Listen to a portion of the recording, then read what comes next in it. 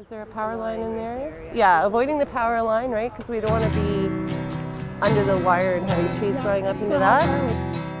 At least 6 feet on either side. So I really want to just put the shrubs out front, which are the red. Yeah, exactly, the red ones. I've been with Conservation Halton for 14 years as a forest technician. And that's what I do.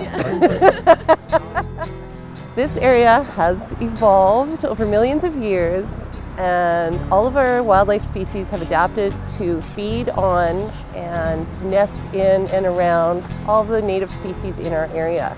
So when you get a non-native species come in, especially one that's invasive, that will shade out all of the native species, and then the birds and wildlife don't have those nutrients that they need.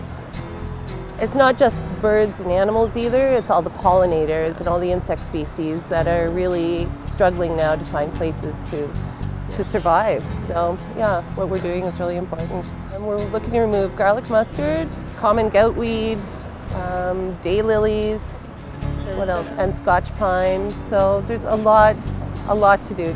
Well, they're very, very robust. So I think the fact that they grow so easily in so many different conditions really gives them an unfair advantage. Yeah. So the Manitoba maple, they're light hogs. You can see that they'll grow in any kind of formation at all because they want to get all of the light that they can. A good identifier is they're an oppositely arranged tree. So the buds and the leaves are all opposite each other on the branch. When they grow, all of the branches will bear seed, and then the seed is dispersed by wind and animals, and yeah, they just go everywhere. I didn't really know a lot about invasive species before. I would just look at nature and be like, oh, that looks really pretty, but now I know that it could actually be really harmful. So the garlic mustard is called an allelopathic plant because it releases toxins into the soil, which inhibits the growth of our native species, and it makes it better for garlic mustard. So you get these gigantic carpets of garlic mustard, which are inhibiting the growth of new tree seedlings and hogging all the light from everything and not being eaten by anything. So, and each plant can hold thousands of seeds, and they grow so quickly they can even have 2 seed crops per year. Yeah. It's an ongoing battle. You have to do it yearly. Kill it.